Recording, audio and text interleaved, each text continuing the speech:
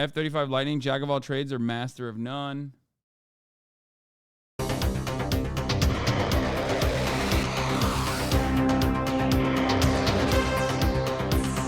This is the Joint Strike Fighter, or F-35 Lightning II. It's planned to be America's new advanced fighter jet. The $100 million plane is stealth, can fly at supersonic speeds, and one version can even take off and land vertically. It's one plane designed to replace the aging fleets of the Air Force, Navy, and Marines. It's the jet fighter of the future. But in December, Donald Trump put the entire project in doubt with a single tweet, saying it's too expensive. And Trump's not wrong. The 16-year... All I'm saying is, if it ain't Boeing, I'm not going, okay? That's all I'm saying. $1 trillion project is 7 years late and 70% over budget. But the F-35 is much more than a government purchase, and canceling it is nearly impossible. Trump's also personal involvement in Air Force One and the redesign of Air Force One is pretty funny. None of this is, of course, this is all public information that has been written on extensively, but and Trump has also used this in like debate. So, you know, make no mistake, I'm not giving you anything scary or I don't have any insider information on it, but it is pretty funny that he was like aggressively negotiating down the Air Force One prices.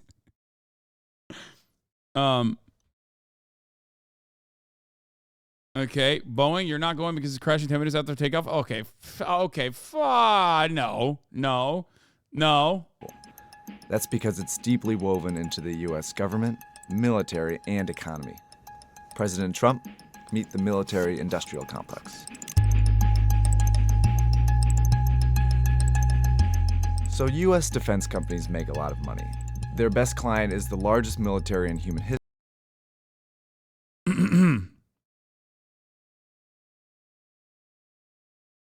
$1.7 trillion on a failed fighter jet, but won't spend $1.7 trillion to completely modernize and nationalize our railways?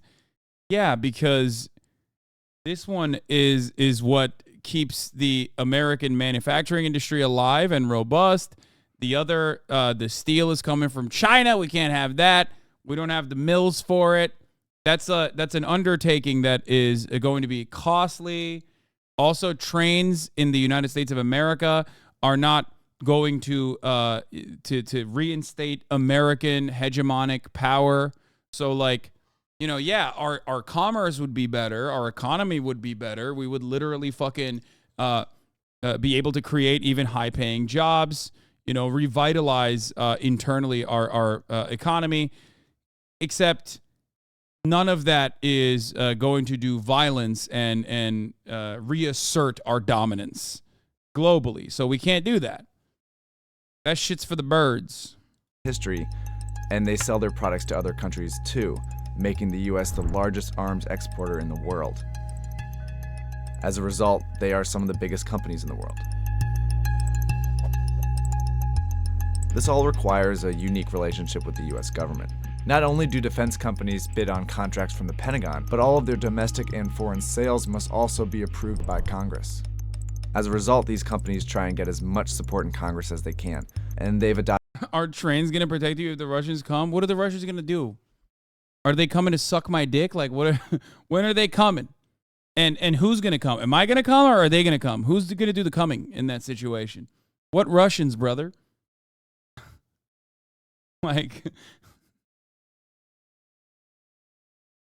Oh, man, it's so good. Adopted a pretty smart strategy to do so. One thing every member of Congress can support is jobs in their home state. So major U.S. defense companies... If you hate these companies, do you also hate the workers who work at them? Yes.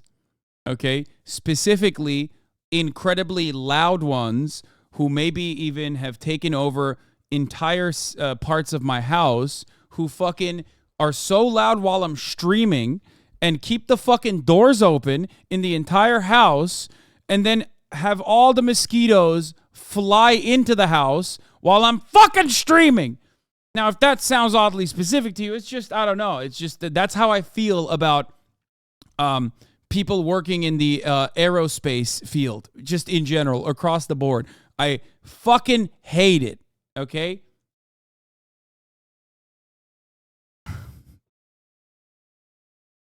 Anyway. Spread their operations across as many states as possible. By doing so, they can maximize the number of legislators inclined to support their projects, regardless of political party. I did a quick search and found just a small portion of Boeing and Raytheon locations across the US, along with legislators who voiced support for these companies in Congress. Now, if you include subcontractors, like the 3,000 hired by Boeing in California, you can imagine how many jobs are at stake across the country. This strategy is called political engineering, and defense companies have gotten pretty good at it. In August 2015, Lockheed Martin purchased Sikorsky Aircraft, known for making the iconic Marine One helicopter used by American presidents. That brought the company into the lucrative defense helicopter market. It was a smart business move, but a smarter political one. See, Sikorsky Aircraft is based in Connecticut, and the Northeast is one area where Lockheed had little political influence. Rivals General Dynamics, United Technologies, and Raytheon were the area's major defense employers, and therefore wielded the most support in Congress. But Sikorsky has 8,000 employees, and Lockheed instantly became the third largest contractor in Connecticut. My controversial opinion on this kind of thing may or may not be motivated by my own personal affairs, but and a familial relationship is that damn near every single one of the people that work in these companies, well, some of them are luckier than others because they don't touch any of the defense side projects, okay? But every single person would rather just build anything and engineer anything. They don't need to make brown child evaporators, okay, or border patrol automated units or whatever the fuck they're working on at I think Lockheed Martin. So it's just like a lot of these people are just engineers and they want to do engineering. And unfortunately, this is the only type of engineering that they are, that they want, that the American government is like giving money for.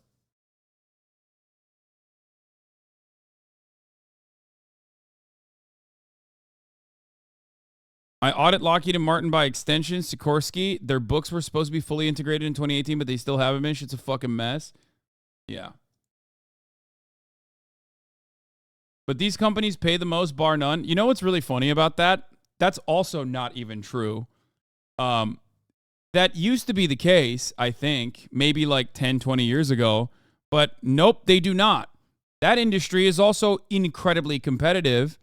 And 1,000,000% they do not fucking pay a lot. I know that part. I do know from personal experience.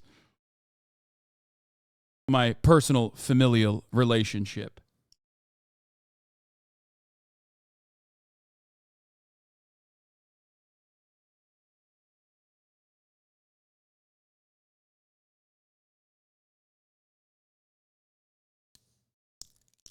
How about engineering some high-speed rail for America? I work one of these, like, it's like you get some benefits of living in a social market with the benefits, but Boeing definitely underpays compared to others. Yeah, Boeing is not great.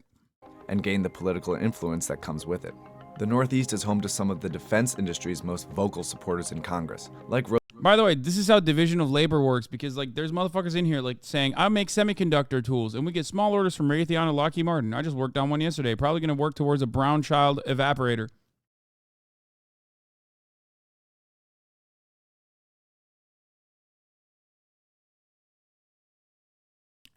Do you think they intentionally make engineers feel more distant from the violence that the devices cause? Yeah, I mean, that is by design. That is how division of labor works.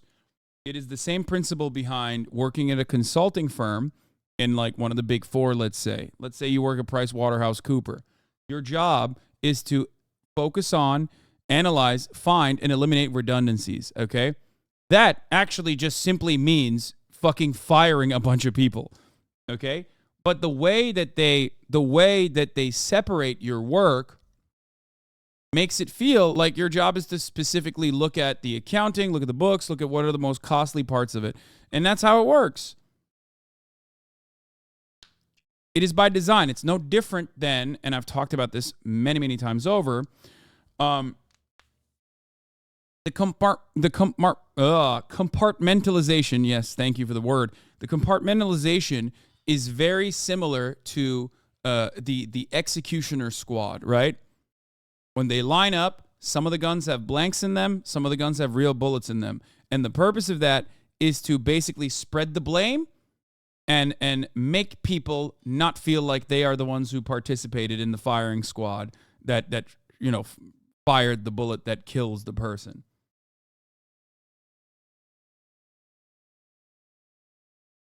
It's not even necessarily plausible deniability, because that implies that it's not necessarily plausible deniability because that implies that people do it willingly and knowingly, and then they do it willingly and knowingly, but also want to not have the guilt. It's more so that this is by design created in a way where people don't even recognize it.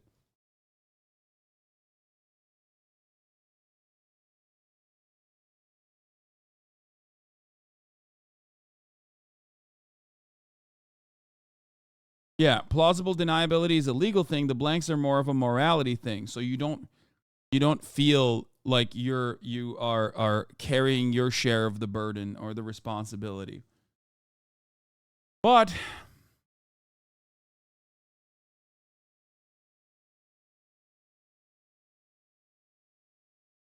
ultimately, it doesn't really matter. It just makes it so that nobody's sure if they're the ones who killed the person or not. Yeah.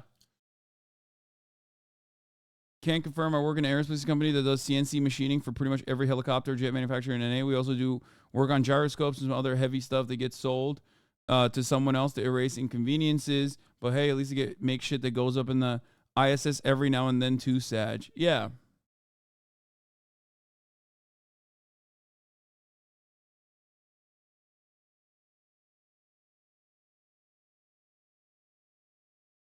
What is this?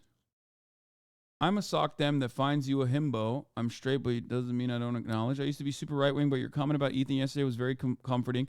I unironically thought you really hate sock dems, and I really felt like I didn't know where I fit. Watching you gives me a fresher perspective. Will sub. Well, there are more benefits than just that. When you subscribe, you can send me links and also avoid the top of the hour ad break.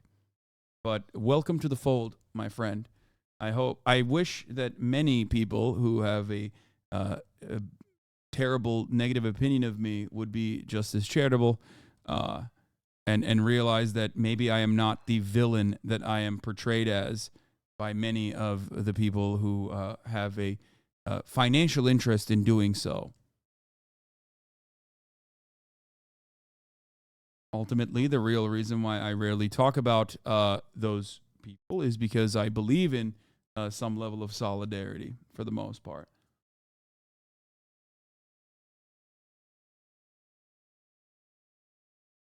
Anyway. Paid that guy? Yeah, I did. Well, that guy's paying me at the top of the hour so he doesn't see a 3-minute ad break. By the way, you can do that as well. Here's a 3-minute ad break now. I fear that no matter what, for as many people like that exists out there. It's funny, I'd never heard it to my older brother mention he watched, so I started also. For as many people as this guy, for every one person like this, there's probably 10 people that were like, wait a minute, Hasan is a fucking evil villain who would have defended Nazi Germany. I will not investigate this any further. I am now motivated by my reasoning is so malleable, and now I believe you. I fear that is what is going on with a lot of people, because liberalism is cancerous and very difficult to break through that dogma. That dogmatic thinking under capitalism. Let's continue with the disaster of the F-35. Rosa DeLauro of Connecticut, who wants Sikorsky to build the next Marine One in her own district. There's no doubt political engineering is a smart strategy. Defense companies get more business and more jobs are created in America. But with so much political support and widespread economic impact, some of these defense companies have been deemed too big to fail. even when they appear to be failing. Now back to that F-35 project Trump threatened to cancel. Despite deep design flaws and constant problems, there have been no serious efforts to cancel or scale back the project. In fact, through more than 3 years of cuts to defense spending, funding for the F-35 has barely been touched. That's because the project was politically engineered to near perfection. The Pentagon started bidding for the F-35 in the mid-90s. It would be the largest defense contract in history, and Boeing and Lockheed Martin quickly emerged as the two contenders. Both had loyal supporters in Congress who were very eager to create jobs in their state. It was an intense competition, and when Lockheed won the contract, Boeing supporters quickly mobilized in Congress. Immediately, they drafted legislation proposing to split the work between the two companies. When that failed, they pushed to award Boeing contracts for KC-767 tankers, C-17 cargo planes, and radar-jamming Growler planes, ensuring the Boeing factories in their states remained open. Today, the Lockheed Martin F-35 project supports 146,000 jobs across 46 states. In fact, this interactive map is straight from the Lockheed Martin website. Parts for the plane are produced all over the country, maximizing the number of stakeholders and ensuring broad bipartisan support in Congress. Lockheed Martin has also hired subcontractors in 8 other countries to build components for the plane. And several allied countries have placed orders for their own militaries. Anything done to hurt the F-35 project could hurt those relationships. A procedure called concurrency also complicated things. Concurrency is when a product goes into production before all the tests are complete. This is intended to speed up job creation because the sooner production starts, the sooner jobs are created. So both defense companies and Congress are inclined to strike a deal quickly. But it's a flawed practice that's delayed the F-35 project by 7 years. When testing reveals a problem, planes that have already been built need to be sent back and retrofitted. The radar, still a problem. The helmet is too heavy. Inadequate fusion of sensor information, shortfalls in the performance of the distributed aperture system. That is not good. The autonomics logistics information system, and other issues that are classified. And each military branch is also asking for its own distinct modifications, complicating the entire process. And it's still inconclusive when the plane will be ready. But the F-35 has been delayed so long, it's now unclear whether the US military even needs it anymore. America's current enemies in Syria, Iraq, and Afghanistan don't even have air forces, and the F-35 is far more advanced than anything Russia or China have planned. But despite all of this, the F-35 project keeps moving forward, with enthusiastic support in the US government. In 2010, the Department of Defense allowed Lockheed. Because it's make work, dude. That's it. That's it. That's all this is. It's fucking make work, dude. This is everything. Every aspect of American capitalism is riddled to the fucking brim, is filled to the brim with make work and just mediators that try to maximize or try to squeeze out like some kind of profit through that process. Which is why I always say, like, there's a better way out there, a better solution. If it's all make work and it's all fucking bullshit, why not make something valuable? I would say the exact same thing about the entirety of the military, not just the military-industrial complex. But of course, in order for that vision to prosper, you would have to have a less capitalistic perspective, because obviously imperialism is a necessity under capitalism. And imperialism is the only way to continue dominating the world and maintaining the current structure, the current organization of global politics. Need more time to fix design flaws. In the global economy. And in 2015, Congress actually added more money to the project without the military even asking for it. That's because canceling the project would be an economic and political disaster. Thousands of jobs across the country would be lost, international relationships would be tested, and billions spent in taxpayer dollars would amount to nothing.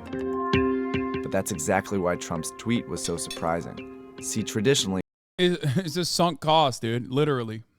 But also, there is the other parts are also important, like jobs. Defense companies negotiate projects privately with Congress and the Pentagon without any input from the president. But Trump seems to want to take a more hands-on role in contract negotiations, which has completely rattled defense companies. And rightly so, because while Trump can't cancel the entire program, he can refuse to purchase future F-35s. And that's put a surprising degree of uncertainty in the defense industry, and the US companies are scrambling to figure it out.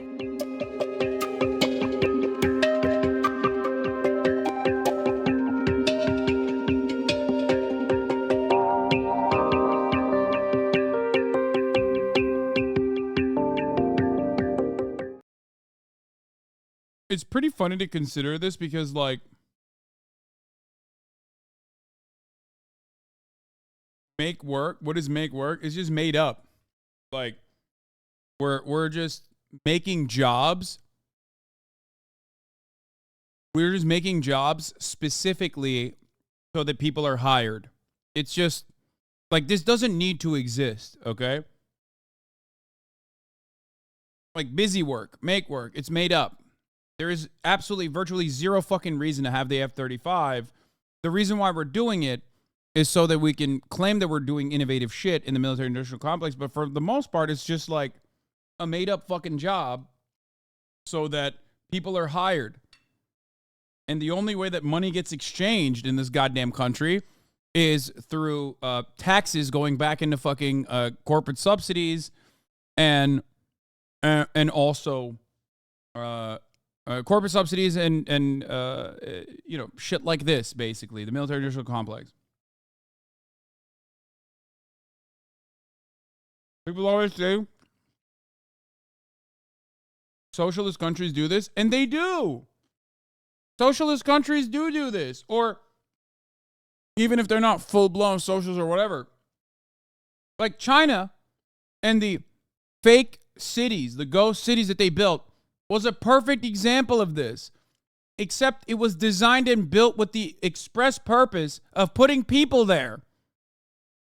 So that's the difference. If you have this massive economy, you have a shit ton of money, and you want to utilize it on something that actually is valuable and good, that will yield positive returns many, many years down the line, that's what you do.